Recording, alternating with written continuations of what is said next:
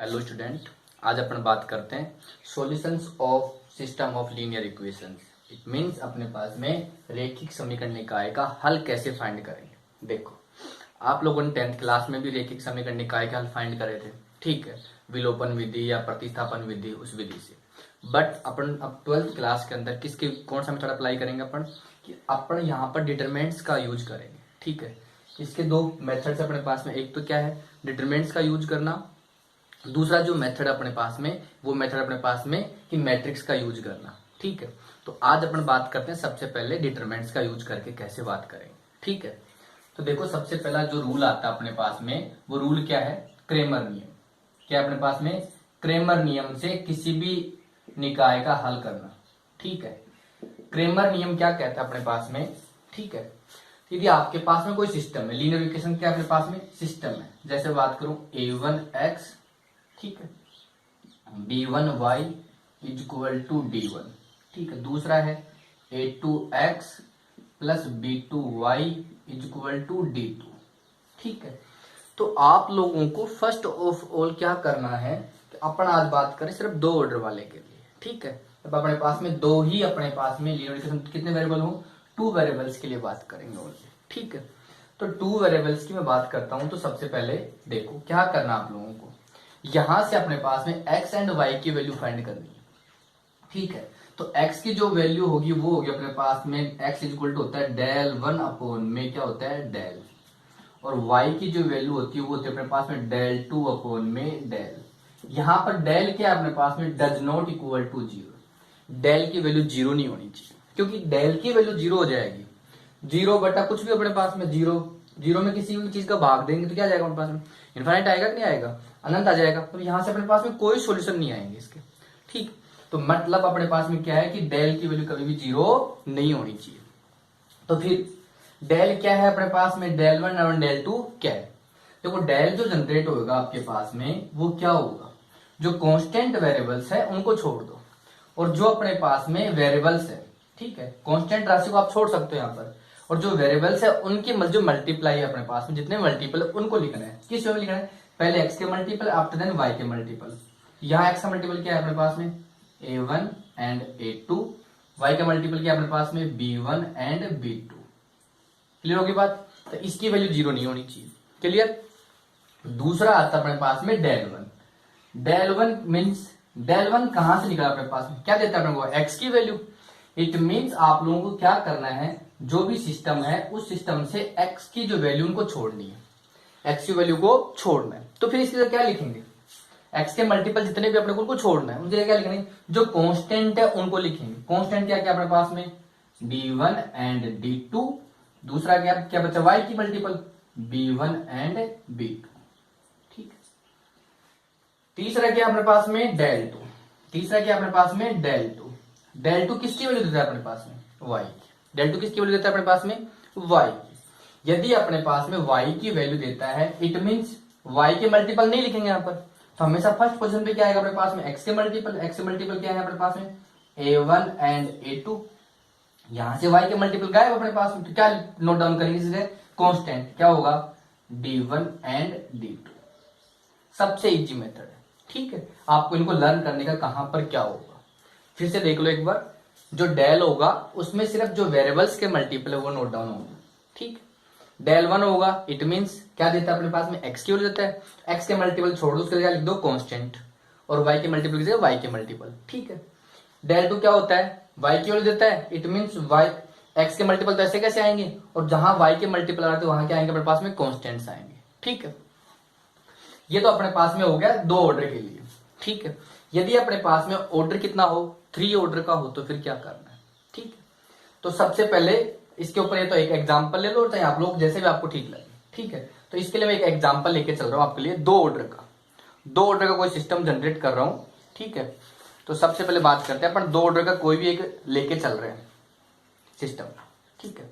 एक अपने पास में एग्जांपल ले लिया मैंने 5x plus 7y is equal to आपके पास में आ गया -2, और दूसरा आ गया 4x plus 6y is equal to आपके पास में आ गया -3, ठीक है। एक एग्जांपल लेके चल रहा हूं।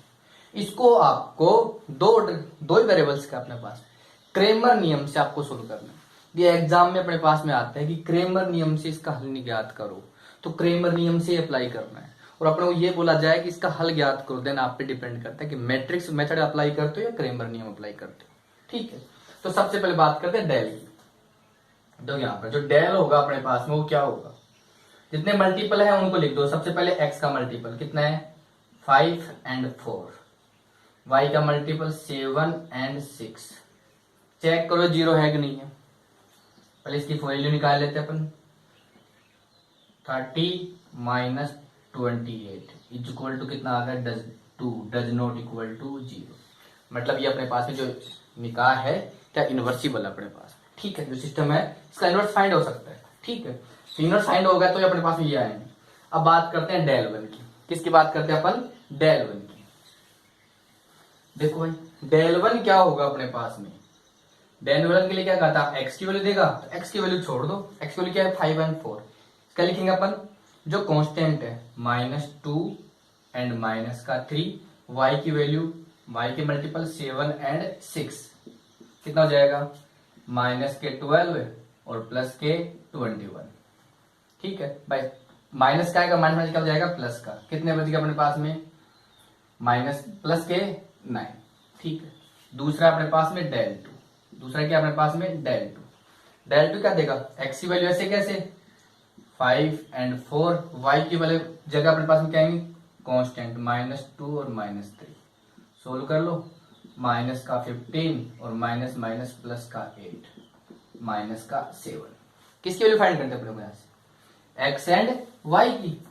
अब देखो x इज इक्वल टू क्या होता है अपने पास में, x इज इक्वल टू होता है डेल 1 अपॉन में डेल 1 की वैल्यू 9। ठीक है, और डेल की वैल्यू 2 और y की वैल्यू क्या आती है अपने पास में डेल 2 अपॉन में डेल 2 की वैल्यू -7, इसकी वैल्यू 2। अपने पास में ये इक्वेशन सोल्व हो चुकी।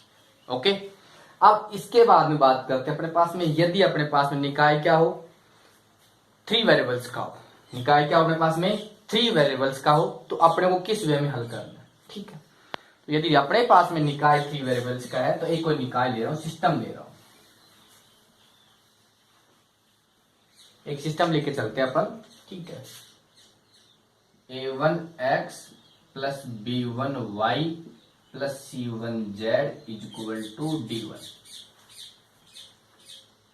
a2x plus b2y plus c2z is equal to d2, a3x b3y c3z is equal to d3। ठीक, 3 वेरिएबल्स का आ गया। कितने वेरिएबल्स का आ गया अपने पास में 3 variables, x and y z, इन तीनों की वैल्यू फाइंड करनी है। ठीक, सेम मेथड है, जो x की जो वैल्यू है अपने पास में क्या होगा डेल 1 अपॉन में डेल होगा, y की वैल्यू क्या देगा डेल 2 अपॉन में डेल होगा, z की वैल्यू क्या होगा डेल 3 अपॉन में डेल होगा। ठीक है, अब इन सिस्टम्स के लिए कुछ कंडीशन है। यहां पर मैंने आपको ऑलवेज बोला डेल क्या होना चाहिए डज नॉट इक्वल टू 0। कुछ कंडीशंस है, कुछ रूल्स है। जैसे मैं रूल्स की बात कर लेता हूं एक बार पहले। डेल पहला रूल क्या कहता है अपने पास में, यदि if del is equal to आपके पास में क्या है 0 है, डेल इज इक्वल टू क्या आपके पास में 0, and del 1 does not equal to 0, del 2 does not equal to 0 और del 3 does not equal to 0। तो यहां से क्या आएगा अपने पास में नो सॉल्यूशन, कोई हल नहीं होगा, कोई भी हल नहीं होगा। क्यों नहीं होगा भाई, 0 का भाग दोगे क्या आएगा अनंत, कोई हल आएगा अपने पास नहीं। दूसरा केस है अपने पास में, यदि डेल तो क्या है equal to 0 and del 1 del 2 और डेल 3 तीनों में से कोई एक, तीनों में से कोई एक क्या है डज 0, शून्य नहीं है, शून्य नहीं है, तो सिस्टम में क्या होंगे अपने पास में निकाय के अनंत हल होंगे, निकाय के अनंत हल होंगे, ठीक है, इनफाइनाइट सॉल्यूशंस होंगे अपने पास। थर्ड जो अपने पास में है, यदि del does not equal to zero, del ही जीरो नहीं है, ठीक है, बाकी इनसे कोई मतलब नहीं है अपने पास, इनकी वैल्यू कुछ भी है, तो क्या होंगे अपने पास में, यहां जो आएगा unique solution, unique solution, it means अद्वितीय हल होंगे। निकाय क्या होगा अपने पास में, अद्वितीय हल आएगा। क्लियर होगी बात, ये रूल्स है अपने पास में, थोड़ा इनका थोड़ा फोकस कर लेना भाई, आपके ऑब्जेक्टिव टाइप क्वेश्चन पूछ ले तो, ठीक है, तो आपको इसके ऊपर फोकस रखना है कि कहाँ आपके पास में कोई सॉल्यूशन नहीं होगा, कहाँ आपके पास में इनफाइनाइट सॉल्यूशन होगा, कहाँ आपके पास में यूनिक सॉल्यूशंस होंगे। इजी वे में ध्यान रखो, डेल भी जीरो और बाकी सारे क्या है, del not equal to zero, तो क्या होगा अपने पास में, नो सॉल्यूशन। डेल जीरो, तीनों में से कोई एक भी जीरो, तो अपने पास में क्या हो गया, इनफाइनाइट सॉल्यूशन। और del is not equal to zero और बाकी से अपने कोई इश्यू नहीं आएगा अपने पास में, तो क्या आएगा अपने पास में, यूनिक सॉल्यूशन आएगा, ठीक है। अब इसके बाद में बात करते हैं यहाँ पे, ठीक है, del one, del two, del three. तो सबसे पहले डेल वन की बात, डेल की बात है, डेल सेम मेथड आप लेते हैं, ठीक, डेल का मतलब जितने भी वेरिएबल्स हैं उनके मल्टीपल, ठीक है। तो यहां पहले x के मल्टीपल a1, a2 और a3, y के मल्टीपल b1, b2 और b3, z के मल्टीपल c1, c2 और c3, ठीक है। ये तो आपका ऑलवेज क्या है, does not equal to zero, clear होगी बात। अब दूसरा आता है डेल वन, डेल वन किसकी वैल्यू देता है अपने पास में, x की, इट मीन जितने भी x के मल्टीपल है उनको छोड़ दो, उनके क्या आएगा अपने पास में, constant d1, d2 and d3, b1, b2 and b3, c1, c2 and c3, ठीक है। तीसरा क्या आता है अपने पास में, डेल टू, डेल टू क्या देता है अपने पास में, y की वैल्यू, तो x के मल्टीपल ऐसे कैसे आ जाएंगे, a1, a2 a3, y के वैल्यू देगा अपने पास में, तो y को रिमूव कर दो, y की जगह है constant d1, d2 and d3, और z ऐसा कैसे करें, c1, c2 और c3, ठीक है। तीसरा क्या अपने पास में, डेल थ्री, डेल थ्री किस वैल्यू देता है अपने पास में, z की, तो z के मल्टीपल गायब कर दो, ये x के मल्टीपल a1, a2 और a3, b1, b2 और b3, और यहाँ d1, d2 and d3, clear होगी बात। ये आपका क्रेमर नियम है, ठीक है, ये आपको लर्न रखो चाहे दिमाग में फीड कर दो, आप पे डिपेंड करता है किस वे में आप लोगों को इसको लर्न रखना है, ठीक है। मैंने आपको इजी सा मेथड बता चुका ऑलरेडी कि ये x को लेता है, x को गायब कर दो उसके कांस्टेंट, ये y की देता है, y को गायब कर दो उसके कांस्टेंट, ये z को गायब करता है, z की वैल्यू की जगह कांस्टेंट, ओके। एक और इंपॉर्टेंट बात, जब भी आपको ऐसा सिस्टम दिया जाए लीनियर इक्वेशन का, देन आप लोगों को फोकस रखना है कि यहाँ x है, यहाँ y और यहाँ क्या है, z। सेकेंड इक्वेशन में भी x, y और z ही होना चाहिए, थर्ड में x, y और z ही होना चाहिए। यदि आपके पास में ऐसा नहीं है तो इनको चेंज करो और x, y, z का ही फॉर्मेट बनाओ। क्यों, यदि आप यहाँ पे y और यहाँ x है तो ये मल्टीपल चेंज जाएंगे और यहाँ से वैल्यूज आपके पास में क्या आएंगी, रॉन्ग आएंगी, ठीक है। तो B focus on system, linear equation के ऊपर भी फोकस रखना है, क्या x, y, z का फॉर्मेट चल रहा है क्या सभी इक्वेशंस में, ठीक है। अब इसके ऊपर लेता हूं मैं एक एग्जांपल 3 ऑर्डर का, ठीक है।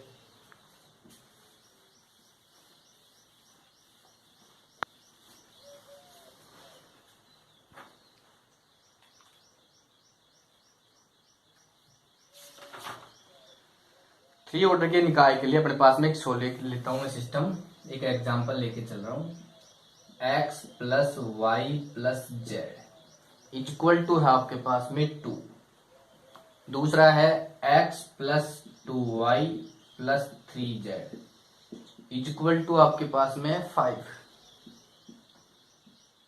2x plus 3y plus 4z equal to है आपके पास में 11, ठीक है। आपको क्या बोला गया है कि क्रेमर रूल से आपको इसका सॉल्यूशंस फाइंड करो, मतलब एक्स वाई जेड की वैल्यूज फाइंड करो। फर्स्ट ऑफ ऑल क्या करना आप लोगों को, फॉर्मूलेज पुट करने हैं। सबसे पहले डेल, ठीक है, डेल क्या हो जाएगा अपने पास में, सिस्टम बना लो, जितने भी मल्टीपल है उनके ऊपर पहले फोकस कर लो कि सिस्टम कैसा है, x Y z x Y z x Y z. अब यहां से आप स्टार्ट कर दो, ठीक है, 1 1 और 2, 1 2 और 3, 1 3 एंड 4। ठीक है, क्या करना है यहां से, वैल्यूज फाइंड करनी है। वैल्यूज देखते हैं डेल जीरो है कि नहीं है, पहले से यहीं से पता पड़ जाएगा अपने पास। तो R1 के अकॉर्डिंग कर लो, वैल्यू वैल्यू 1, R1 छोड़ दिया, C1 छोड़ दिया, 4 × 2 8 माइनस का 9, ठीक है, 8 माइनस का 9, दूसरी वैल्यू माइनस का 1, first row second column 4 minus का 6, ठीक, थर्ड वैल्यू प्लस का 1, first row third column 3 minus का 4, 3 माइनस का 4। सोल्व कर लो इसको, क्या बनता है, माइनस का 1 माइनस का 2 मल्टीप्लाई 2 प्लस का 2 माइनस का 1 और ये क्या देगा माइनस का 1, -1 और -1 क्या हो गया प्लस का 2 इक्वल टू क्या आ गया अपने पास में 0। अब डेल ही 0 आ गया अपने पास में। इट मीन्स अपने पास में दो ही मेथड बचते हैं यहाँ पर। क्या क्या बचता है कि या तो अपने पास में इसके इनफाइनाइट सॉल्यूशन होंगे या फिर अपने पास में क्या होंगे नो सॉल्यूशन होगा, ठीक है, क्योंकि डेल क्या आ गया अपने पास में 0 आ गया। तो दूसरा एक डेल 1 निकालते अपने यहां से, क्या होगा डेल 1, एक्स को गायब कर दो, छोड़ दो कांस्टेंट 2 5 एंड 11, वाई 1 2 और 3, 1 3 एंड 4, वही R1 के अकॉर्डिंग कर लो, 2 को छोड़ दिया, डायरेक्ट कैलकुलेट कर रहा हूं ध्यान रखना, 2 को छोड़ दिया, 8 माइनस का 9 माइनस का 1, माइनस का 1 छोड़ दो, first row second column 20 minus 33, 20 minus का 33 तो माइनस का 30 प्लस का 1, first row third column 15 minus 22 तो माइनस का 7, ठीक है, इट मीन्स माइनस का 2 प्लस का 13 माइनस का 7, 9 4 does not equal to 0। It means अपने पास में क्या होंगे इसके इनफाइनाइट सॉल्यूशन होंगे। ऑब्जेक्टिव होता है तो यहीं से पता पड़ गया इनफाइनाइट, क्योंकि एक अपने पास में डज नॉट इक्वल टू 0, ठीक। तीसरा निकालना चाहो डेल 2, ठीक है, डेल 2 क्या होगा अपने पास में, एक्स ऐसे कैसे 1 1 और 2, वाई की जगह कांस्टेंट 2 5 एंड 11 और 1 3 और 4, जेड ऐसे कैसे, वही R1 के अकॉर्डिंग कर रहा हूं, ठीक है, क्या होगा 1 20 माइनस 33 कितना देगा माइनस का 13, दूसरी वैल्यू माइनस का 2, first row second column 4 minus का 6 माइनस का 2 plus 1, first row third column 11 minus 10, 11 minus 10 क्या बचेगा 1, सोल्व कर लो इसको, माइनस का 13 माइनस माइनस प्लस का 4 और प्लस का 1 क्या देगा 4 और 1 5 माइनस का 1, ये भी क्या है does not equal to 0। Third value क्या है अपने पास में डेल 3, डेल 3 क्या होगा, एक्स की वैल्यू ऐसे कैसे 1 1 2, वाई की वैल्यू 1 2 3 और जेड की वैल्यू की जगह 2 5 11 कांस्टेंट, ठीक है, सोल्व कर लो R1 के according 1, first row first column 22 minus 15 7 minus 1, first row second column 11 minus 10 1 plus 2, first row third column 3 minus 4 minus का 1, 7 माइनस 1 और माइनस का 2 is equal to 4 does not equal to 0, ठीक है। तो यहां से अपने पास में क्या है, यहां से कोई सॉल्यूशन से नहीं आएंगे अपने पास, ठीक है, सीधी सी बात, ये 0 है, कोई एक 0 नहीं है, सॉल्यूशन अपने पास में फाइंड नहीं होंगे। मैंने क्या कंडीशन बताई थी कि यदि अपने पास में डेल 1 इज इक्वल टू 0 हो, ठीक है, तो डेल 1 और डेल 2 और डेल 3 क्या हो डज नॉट इक्वल टू 0, तीनों बराबर है, बराबर तो नहीं है लेकिन आप लोग बोल सकते हो del 1 does not equal to 0, del 2 भी does not equal to 0, del 3 भी डज नॉट इक्वल टू 0।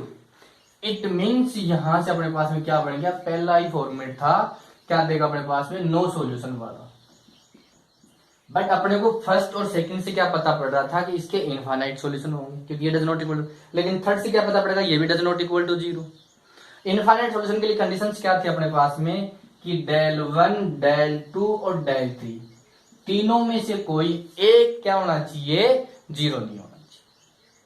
ठीक है, तीनों में से कोई एक के लिए बात कर रहे थे अपन। ठीक है, तो यहां से क्या आ गया अपने पास में, इसका इस सिस्टम का नो सॉल्यूशन। ठीक है, तो यहां क्या था, तीनों में से कोई एक शून्य है, तो क्या होता अपने पास में, इनफाइनाइट सॉल्यूशन आ जाता है। ठीक है, तो अपन बात करते हैं इसके बाद में, एक और एग्जांपल लेता हूं इसके ऊपर मैं 3 ऑर्डर के लिए। ठीक है, एक एक्सरसाइज का क्वेश्चन लेता हूं मैं आप लोगों के लिए।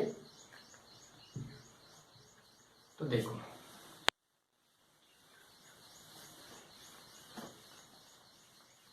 थ्री ऑर्डर की बात करूंगा मैं, एक और एग्जांपल ले लेता हूं।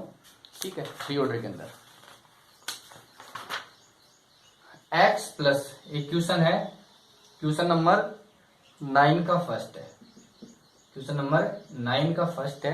क्या कहता है, x plus 2y plus 4z is equal to 16।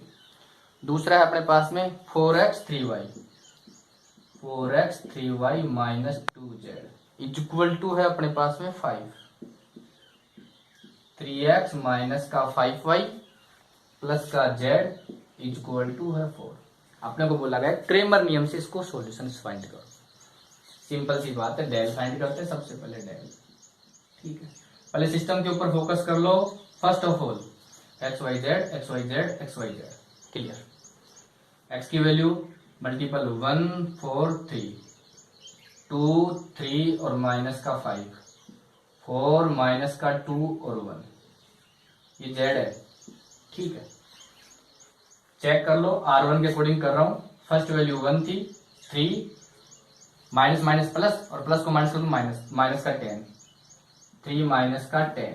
ठीक है, 1 माइनस का 2 छोड़ दो, 4 प्लस का 6 4 प्लस 6 प्लस का 4 20 और माइनस के 9 20 माइनस के हैं और माइनस के ही 9, कितना हो जाएगा अपने पास में, माइनस का 7 माइनस का 20।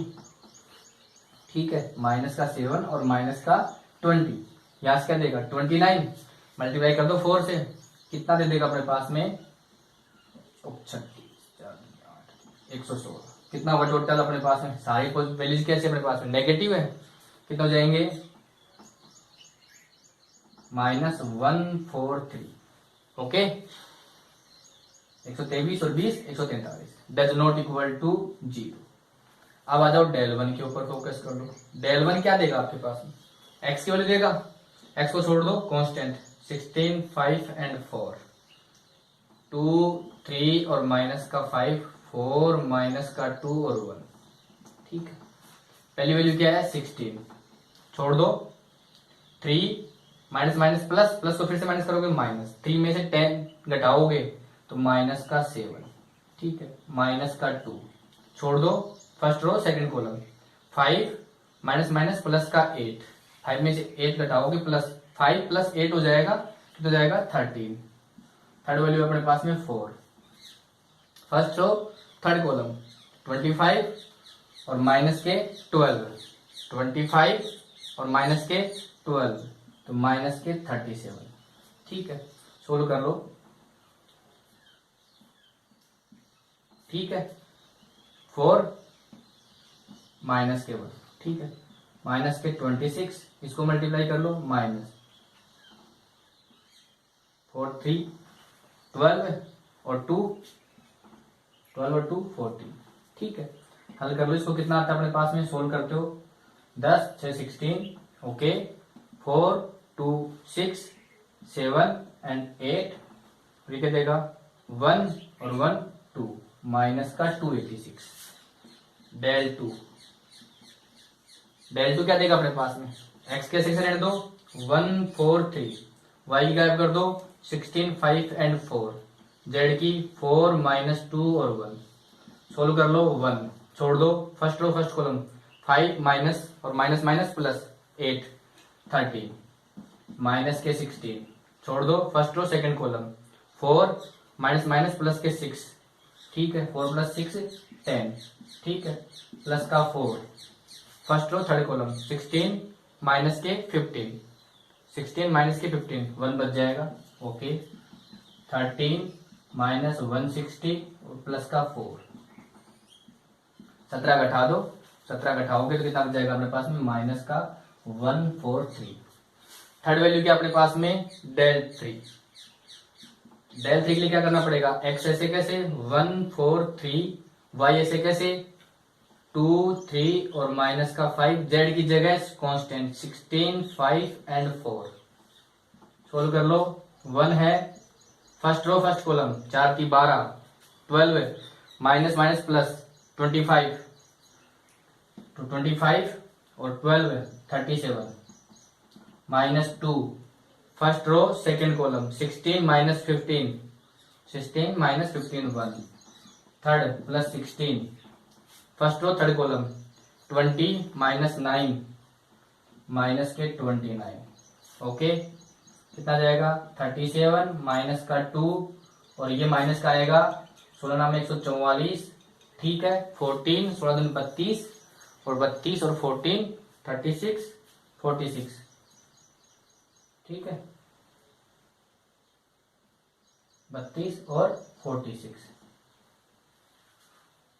16 44 32 और 14 46, ठीक है, कितना हो गया सोल्व कर दो, 466, 466 में आपको घटाना है 37, तो माइनस की वैल्यू आई, ठीक है, 16 में से 9 गए 7 गए 9, ठीक है, और क्या बच गया अपने पास में